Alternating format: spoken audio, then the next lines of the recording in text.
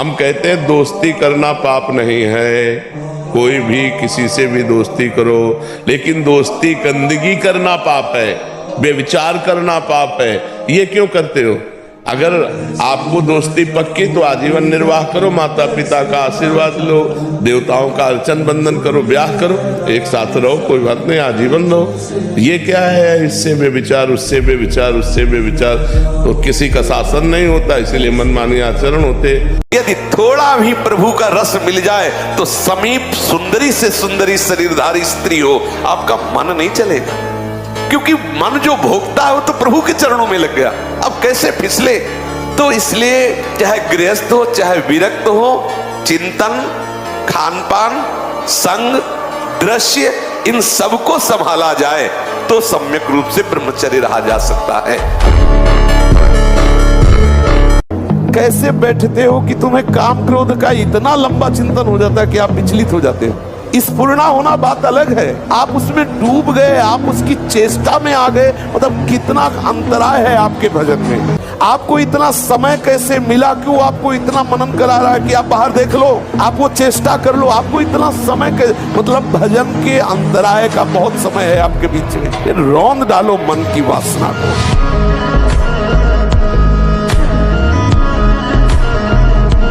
यदि आप सावधान नहीं रहे, हमारे इशारे को नहीं समझे, तो ना परमार्थ के लायक रहोगे ना व्यवहार के लायक रहोगे। जो नियम संयम का त्यागी और भ्रष्ट आचरण वाला होता है, उसकी कभी दिनचर्या एक जैसी हो ही नहीं सकती। वो किसी भी शास्त्र या गुरुदेव या संत की आज्ञा पर बहुत समय तक टिका रहे, ऐसा हो ही नहीं सकता। एक जैसी दिनचर्या और शास्त्र और गुरु आज्ञा पर चलने वाला वही उपासक होगा जो भ्रष्ट आचरण नहीं करता।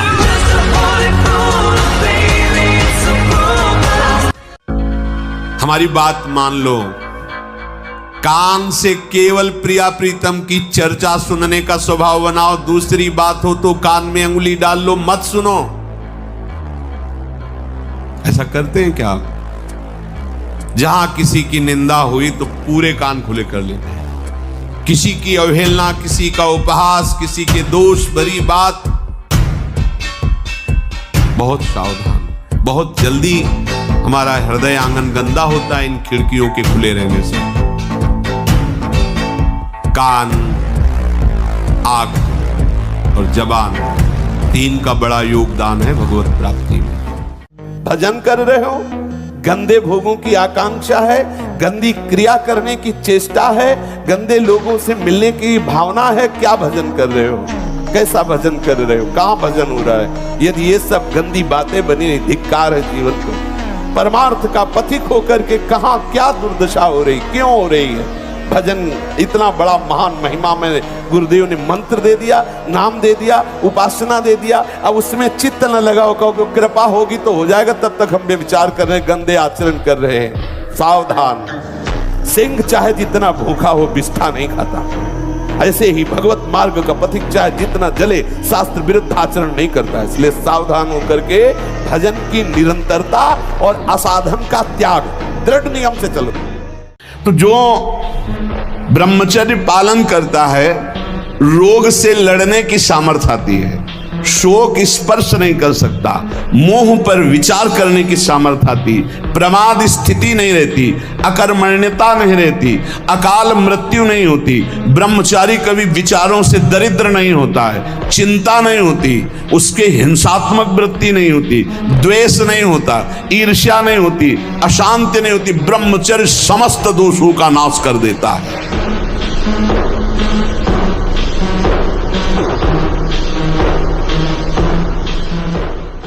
बॉडी बनाई कि बिगाड़ दी? आप विचार करो। बॉडी बनाने के लिए ये दवाइयों की जरूरत नहीं, ब्रह्मचर्य की जरूरत है। दंड बैठक मारो, ब्रह्मचर्य रहो, 2-4 किलोमीटर दौड़ो, पवित्र भोजन पाओ, मुर्गा मुर्गी नहीं, पवित्र भोजन पाओ। फिर आप देखो आपके शरीर में कैसा बल आता है, उत्साह आता है। तो ये जिनको भ्रम है कि हम बॉडी बना के फुला करके कुछ बलवान बन जाएंगे, बिल्कुल नहीं। ब्रह्मचर्य से रहो, सात्विक भोजन पाओ, कुछ व्यायाम करो, आपके अंदर पर्याप्त बल आ जाएगा। जो किसी की भी परवाह नहीं करते, अपने शरीर का पोषण करते हैं, दूसरे जीवों का मांस खाते हैं। ओ बकरा, ये ऐसे बहुत कोमल बेचारे जीव हैं जो बलहीन हैं, आप मनुष्य शरीर प्राप्त किए, बलात् उनको पकड़ के विविध प्रकार से कष्ट देते हैं और मांस खाते हैं, तो वहां भयंकर यमराज के दूत उसी का मांस काट काट के उसको खवाते हैं। यमपुरी में उसी का मांस उसको नोचते हैं, मांस, और उसको पवाते। ले अपा शेरों का मार्ग है, सूरवीरों का, पूरे विश्व को ताल ठोक के परास्त करने वालों का मार्ग है। पूरे विश्व को एक भी हमारा कोई सहयोगी नहीं है। जब हमारे मन ही, बुद्धि, चित्त यही हमारे सहयोगी, नहीं तो बाहर कौन सहयोगी होगा। साधक केवल अकेला, एक तरफ विश्व, एक तरफ संपूर्ण सृष्टि को परास्त करके सब जयति जयति जग उच्चरे। भीषण महामारी की तरह फैला हुआ रोग है अंग्रेजी में, जिसे मास्टरबेशन। बालकों से लेकर के बड़े तक का ये संहार कर रहा है महामारी। इससे बढ़कर नाशकारी कोई रोग नहीं। आज शर्माया जाता है बातें अपने बच्चों से पूछने में। क्रियाएं कर रहे हो, तुम्हें शर्म नहीं आ रही? ये मन कभी कभी हमको ऐसा प्रेरित करता है, जहां इसको विषय संयोग होने का अवसर दिखाई दिया, कोई क्रिया, कोई संयोग, कुछ, तहाँ ये मन बुद्धि को इस तरह से आकर्षित करता है कि सुना है शास्त्र, गुरुजन कहते हैं कि सुख नहीं है, पर अगर हम इसे एक बार भोग लेते तो हमें पता चल जाता कि सुख नहीं, फिर हम अपने मन को समझा देते। इस बात पर आपको सावधान होना है।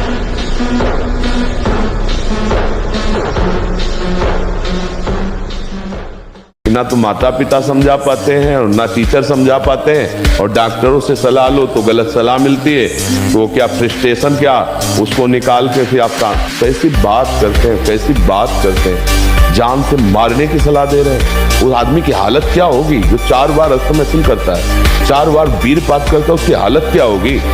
अभी तो जवानी इसलिए है, आगे चल करके आंखों से दिखना बंद हो जाएगा, कमर में मतलब दर्द हो जाएगा, गांठों में दर्द हो जाएगा। बात मान लो हमारी। अगर 20 वर्ष तक ब्रह्मचर्य ठीक रखे और फिर गृहस्थ में जाए ब्याह करके, उसको कुछ नहीं बिगड़ने वाला। वो 20 वर्ष स्त्री सहवास करके और फिर वो वैराग्य में चले तो वो बिल्कुल सच्चा फकीर बन सकता है। पर हुआ क्या, अभी फसल जैसे गेहूं की फसल होती है ना, देहात में उसे कहते हैं गलेत। गलेत माने अभी दाना पड़ने की प्रथम भूमिका है, दाना पड़ा नहीं है, बाली आ गई, प्रथम भूमिका है। अब उसमें फसल को आप काट लो तो एक भी दाना नहीं निकलेगा और भूषा में दम नहीं होगी। उसमें दाना जाने दो, पक जाने दो। 25 वर्ष तक एक ब्रह्मचारी रहे और फिर वो गृहस्थी में चला जाए तो बलिष्ठ और ज्ञानी और सर्वांग पुष्ट संतानें होंगी। और ब्रह्मचर्य का जरूर ध्यान दो। आज व्यभिचार परायण हमारी जनता हो रही है, जिधर देखो व्यभिचार का बोलबाला है। गृहस्थ में है तो उचित ब्रह्मचर्य और विरक्त में है तो पूर्ण ब्रह्मचर्य। ब्रह्मचर्य के बिना, ब्रह्मचर्य जीवन की नींव है। गर्लफ्रेंड, बॉयफ्रेंड, अस्तमैथुन, ये वो सब नष्ट किए दे रहे अपने आप को। ये क्या है, मनुष्य जीवन का उपहास कर रहे हो। बड़े भाग मानुष तन पावा। भारत हमारी माँ है और सेवा हमारी साधुता है। जब देश की बात आ जाएगी तो हम एक देश के नागरिक के रूप में खड़े मिलेंगे, साधु के रूप में नहीं। गला उतराना होगा तो वहीं खड़े मिलेंगे। तिरंगे के नीचे हैं, तिरंगे के बाहर नहीं। देश की जब बात आएगी तो वहां ये चंदन तिलक दूसरे नंबर में, पहले हम खड़े मिलेंगे।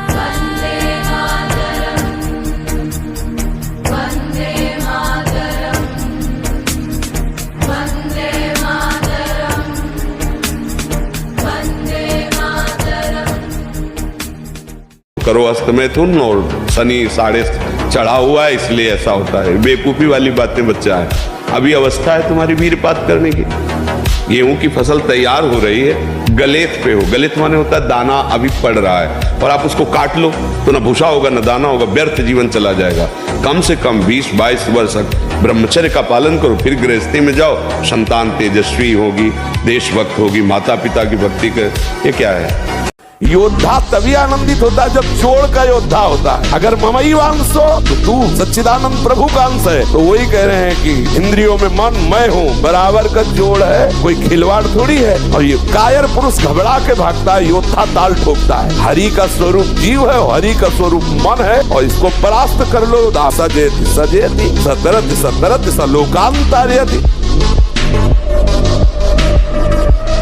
सबसे पहली बात है, हम जब कहते हैं तो कोई समझ नहीं रहा, ब्रह्मचर्य की रक्षा की जाए। ब्रह्मचर्य बहुत बड़ा अमृत तत्व है।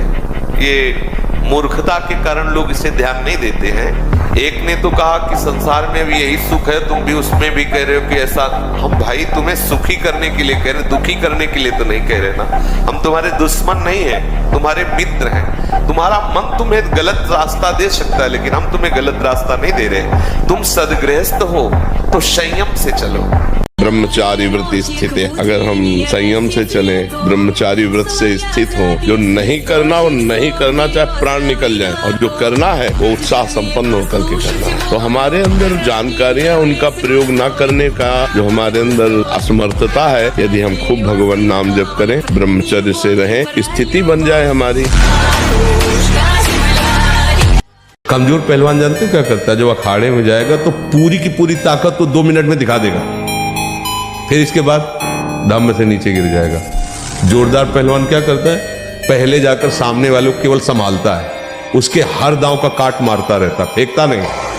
पहले उसको थकाता है, फिर जब देख लेता थक गया तब वो अपने दांव पे चढ़ा के मारता है, तो वो विजयी होता है। कभी भी अच्छा पहलवान एकदम जाके अपनी सारी बातें पेश नहीं कर देगा युद्ध में, कि वो कला कौशल दिखा नहीं, उसको शत्रु पक्ष को निर्बल करना है। ऐसे ही हम कमजोर हैं, एकदम पूरी ताकत लगा देते, फिर काम आया तो बोले अब वो जो आया वो करवा ले गया, अब हम क्या करें। चाहे वो स्त्री साधक हो या पुरुष साधक, दोनों सावधान।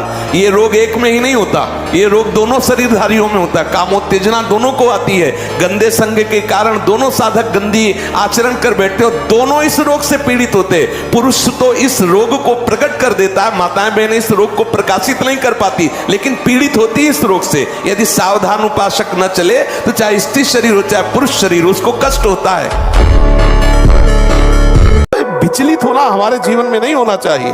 1000 बार नाली में गिरेंगे फिर भी हम छाती ठोक के आगे बढ़ेंगे। ये मार्ग ऐसे थोड़ी है, गिर गए हल्ला मचाने वाला मार्ग नहीं। अब मैं सूक्ष्मता से देखता हूँ कहां से गिरा, क्यों गिरा, कौन सी ऐसी चूक हुई जो मुझे गिरा दिया। मुझे लगता है कि ऐसा मेरा चिंतन छूटा, नहीं छूटने देंगे, नहीं खाएंगे ऐसा, ऐसी वस्तु नहीं देखेंगे, फिर आगे बढ़ते हैं। अगर फिर फिसलते हैं फिर हम सावधान हो, अंतिम समय तक हम यही लड़ाई लड़ेंगे।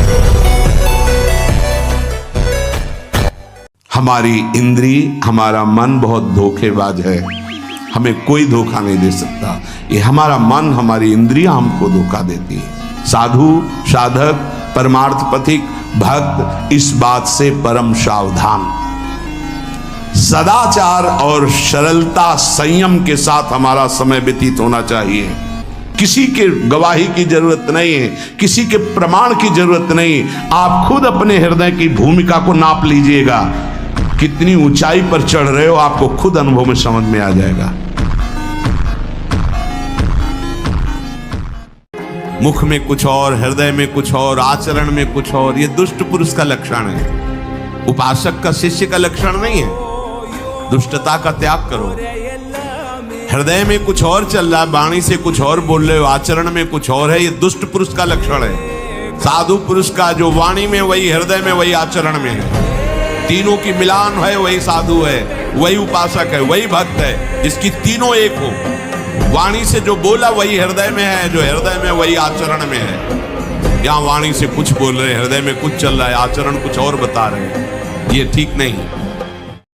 व्यायाम करना चाहिए, नाम जप करना। देखो, अब देखो अपना जीवन देखना, 1 साल में आप बदल जाओगे। 1 साल में चेहरा बदल जाएगा, जीवन बदल जाएगा। नाम जप करो, आध्यात्मिक शक्ति बढ़ाओ, व्यायाम करो, शुद्ध भोजन करो, शारीरिक शक्ति बढ़ाओ, अभी आप बलवान बन जाओ।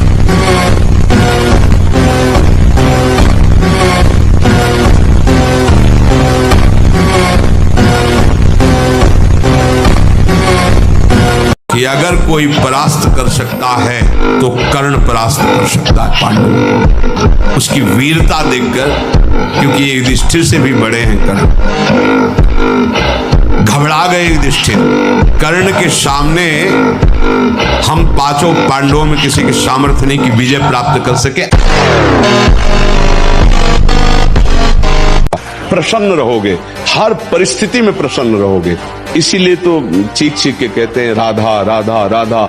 नाम जप करके तो देखो, तुम्हारी नकारात्मक सोच को रौंद देगा ये नाम, और सकारात्मक सोच में सुख है।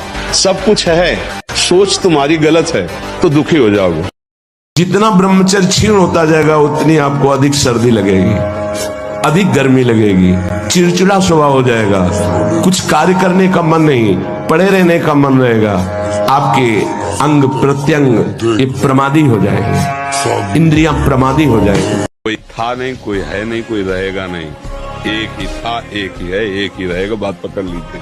दूसरा तुमने जो माना है तुम्हारा भ्रम है, इसलिए तुम्हें रोना पड़ेगा, भयभीत होना पड़ेगा, दुखी होना पड़ेगा। यहाँ जो होला है वही होगा। तुम राधा राधा जपो, धर्म से चलो, जो साथ है उनको लेके चलो, जो छूटते जाए जय श्री राधे आगे बढ़ो। अगर यहाँ पकड़ के बैठेगा हमारा लड़का, हमारी पत्नी, हमारी संपत्ति, हमारा शरीर, हम विद्वान, हम धनी, तो बाद में रोने के सिवा हाथ कुछ नहीं लगेगा, क्योंकि ये सब तुम्हारा ना था, ना है, न रहेगा। अगर आपका पेट साफ नहीं तो आप ब्रह्मचर्य नहीं रह सकते। आपका उदर विकार बना रहता है तो नींद, आलस्य और प्रमाद पर विजय प्राप्त नहीं कर सकते। कब्ज बनी रहे। सबसे कहते हैं नित्य व्यायाम जैसे भजन आवश्यक है वैसे आवश्यक है, क्योंकि शरीर के अंगों को हलचल चाहिए। चिंतन से गर्म हो जाती है नाड़ी, तो वीर पूरे शरीर के रक्त के साथ है, उसी से आपकी हड्डियां मजबूत होती हैं, उसी से आपका शरीर बलिष्ठ होता है, उसी से आपके मन को पवित्र विचारों में चलने की सामर्थ्य मिलती है। दही के मंथन से वो घृत निकाल ले, वैसे ही मनोवाह नाड़ी काम करती है। वो पूरे शरीर की नस नाड़ियों से आपके जो वीर शक्ति उसको एकत्रित कर लेती है, चाहे शरीरधारी कोई भी स्त्री हो पुरुष कोई। हमको तो नहीं जान पाए बच्चा, हमको जान जाओगे तो हमारे समान हो जाओगे कि नहीं रहेगा। बस इतना ही बात तुम समझ लो। हमारा नाम प्रेमानंद है, प्रेमानंद। और यहाँ साक्षात उर्वशी एकांत समय स्वर्ग की रमणीयता बार बार आग्रह करे कि मैं तुम्हारी भक्त हूं। इंद्र ने आदेश किया मुझे स्वीकार करो। अर्जुन ने कहा अनिंदिते, मैं सत्य वचन कह रहा हूं। दिशा और विदिशा की अधिष्ठात्री देवियां मेरे इस वचन का अनुमोदन करें। माता कुंती, माद्री और सची और आप, इतना भी अंतर मेरे हृदय में नहीं है। एक छोटा बालक है, जाकर के बालकों ने बताया तुम्हारे पिता के गले में परीक्षित महाराज चक्रवर्ती सम्राट राजा परीक्षित ने मरा हुआ सर्प डाल दिया। तो उनका ऐसा, उसे चक्रवर्ती सम्राट होने का गर्व है, वो समझता है ऋषियों में अब ताकत नहीं रही। जल उठाया और कहा मैं श्राप देता हूं, आज के 7वें दिन तक्षक नाग आएगा और उस परीक्षित को काटेगा और वो मर जाएगा। हमने एक परमहंस जी से पूछा था, उनसे हमने पूछा ब्रह्मचर्य के विषय में, तो उनका जैसे दाल चढ़ाते हैं और उसकी उबाल आ जाती है, तो ऐसे वीर की उफान होती है। तो 2, 4, 6 महीने में कभी स्वप्न दोष हो गया तो आपको पता भी नहीं चला, वीर हानि नहीं मानेगी। तुम्हें जो बनना है वो सोचो, जो सोचोगे वही बन जाओगे। जो तुम्हें बनना है वो सोचो, वैसा सोचो, जैसा सोचोगे वैसा तुम बन जाओगे। सोचो। ब्रह्मचर्य हमें तेजस्विता, स्मृति, बलवान और लक्ष्य पर चलने की योग्यता प्रदान करता है। आज हमारा समाज ब्रह्मचर्यहीन होता जा रहा है, इसीलिए लक्ष्य से भ्रष्ट हो गया है, इसीलिए वो नकारात्मक सोच वाला बन गया है। हिंसा, व्यभिचार, व्यसन उसके जीवन में बढ़ गए हैं। ब्रह्मचर्य एक अमोघ शक्ति है। मस्तिष्क में बिजली की तरह इसका प्रभाव पड़ता है ब्रह्मचर्य नाश का। वो एकदम क्षीण करता चला जाता है, याददाश्त नष्ट हो जाना, शरीर में एक अजीब सी पीड़ा होना, खाली खालीपन महसूस होना, प्रतिभा न रह जाना, तेज न रह जाना, उत्साह न रह जाना और पागल सा व्यवहार होना। उनका पहचाना, हमको आप वही हैं जिनको कल हमने रोका था कि आप, तो बोले मुझे जानते हो? तो हम कहा आपको तो नहीं जानते, लेकिन आप हमें नहीं जानते होंगे। भगवत आवेश में हो गए एकदम, हम कहा आप हमें नहीं जानते होंगे। तो उसने पहले चाकू निकाली और रखा, बोले इसको जानते हो? कहाँ जानते? कि पिस्तौल निकाली, ऐसे रखा, बोले इसको जानते हो? हम कहा हमारे पास कमंडल रखा था, ऐसे खोला और गंगा जल, हम कहा इसको जानते हो? लक्ष्मण जी की भाव चढ़ गई। जनक जी के वचन सुनकर ओठ फड़कने लगे, लाल नेत्र हो गए। अगर हमारे प्रभु का इशारा हो जाए तो संपूर्ण ब्रह्मांड को कांचे घड़े मिट्टी का जैसे कच्चा घड़ा होता है ऐसे तोड़ दूं। तुम धनुष की बात कहते हो? इस ब्रह्मांड को ऐसे गेंद की तरह उठाऊं कच्चे घड़े की तरह तोड़कर मसल दूं। सुमेरु पर्वत जो 4 लाख योजन का है, मूली की तरह उखाड़ कर अभी तोड़ दूं। हमको लोग क्या समझते हैं, इसके लिए हम जीते हैं क्या? हमारी क्या समझ, ये बात समझ के जीना चाहिए। अब तुम क्या समझते हो, तुम्हारी समझ है, हम तुम्हारी समझ से थोड़ी जीते हैं, हम अपनी समझ से जीते हैं। हमारी बात समझ रहे हो? हाँ, किसी की समझ के गुलाम नहीं है हम अपनी समझ से, शास्त्र सम्मत समझ से हम आनंद को भोगते हैं। ये जीवन मस्ती के लिए मिला, किसी समझ के लिए नहीं।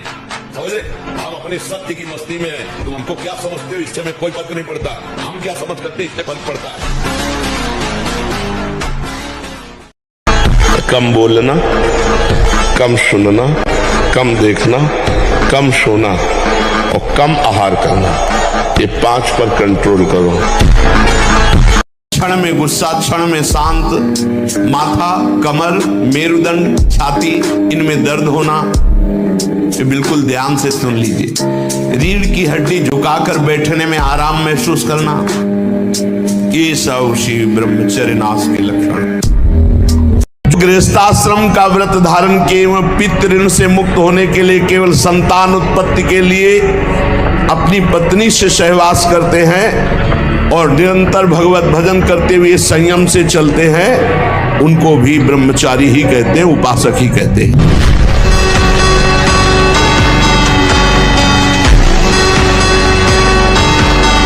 ब्रह्मचर्य का जरूर ध्यान दो। आज व्यभिचार परायण हमारी जनता हो रही है, जिधर देखो व्यभिचार का बोलबाला है। गृहस्थ में तो उचित ब्रह्मचर्य और विरक्त में तो पूर्ण ब्रह्मचर्य। ब्रह्मचर्य के बिना ब्रह्मचर्य जीवन की नींव है।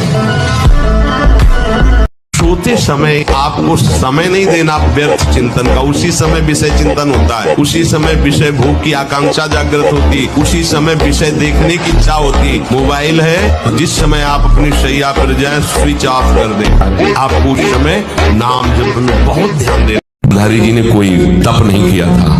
जब सुना कि मेरा ब्याह धृतराष्ट्र से हो रहा है, जो बाह्य नेत्र रहित है, उसी समय पट्टी बांध दी कि जब मेरा पति संसार को नहीं देख सकता तो मैं भी संसार को नहीं देख, जब मेरा पति मेरे रूप को नहीं देख सकता तो मैं भी किसी के रूप को नहीं देख, पट्टी बांध दी। जब महाभारत का युद्ध चल रहा था, बड़े बड़े वीरों को मार गिराया जा रहा था, गांधारी ने दुर्योधन से कहा, सुन, मुझे पता है कि भीम की गदा को तुम झेल नहीं पाएगा, क्योंकि सबसे बड़ी बात भगवान का वरद हस्त उनके ऊपर है। दूसरी बात, वो पवन पुत्र है, जो अपने आवेश में आ जाएगा, तेरी सामर्थ्य नहीं कि उसकी गदा के प्रहार को तू सह सके। 2 लाइन बोला था, उसी में पूरा अध्यात्म है। विद्यार्थियों को सबसे पहले ब्रह्मचर्य पर दृष्टि देनी चाहिए। सबसे पहले अगर ब्रह्मचर्य सुरक्षित है तो स्मृति, शरीर बल, सब बल जागृत हो जाए। अगर ब्रह्मचर्य से रहो और पवित्र अन्न पाओ और डट के व्यायाम करो तो तुम किसी को भी परास्त कर सकते हो। जी को कोई परास्त क्यों नहीं कर पाता था? पहला, चरित्र पवित्र, और दूसरा, हृदय में भगवान का निरंतर सुमिरन। लंका में ऐसा विलासिता थी कि हनुमान जी के सिवा दूसरा कोई पवित्र विचार रख ही नहीं सकता था। तो हनुमान जी का कहीं भी चित्त डिगा नहीं, हाहाकार मचा दिया। कछु मारे से कछु मर्दे, कछु मिलये से दरि धूरी, और कछु पुनि जाए पुकारे प्रभु मरकट बल भूरी। ऐसे जैसे उट्टन नहीं लगाया जाता, ऐसे ऐसे पकड़ के राक्षसों को मसल देते, एक घूसे में हजारों बाल ब्रह्मचारी। आसनों पे बैठने के लिए कहा जाता है, इससे सुषुम्ना नाड़ी खुलती है और ब्रह्मचर्य ऊर्ध्वगामी होने लगता है। ऊर्ध्वगामी ब्रह्मचारी साक्षात भगवत स्वरूप हो जाता है, उसे ज्यादा प्रयास करना नहीं पड़ता है। 100 में 1% मन लगने लगा तो तुमने नस पकड़ ली मन की। अनंतो जन्म का बिगड़े मन 1% मान गया, बस बस अब तो चढ़ाई कर दो, अब तो देर नहीं लगेगी, वो आ जाए 1% वश में हो गया। किसी भी स्त्री को नग्न देखने से तत्काल सारे पुण्य नष्ट हो जाते हैं, इसीलिए पर स्त्री गमन भारी निषेध है।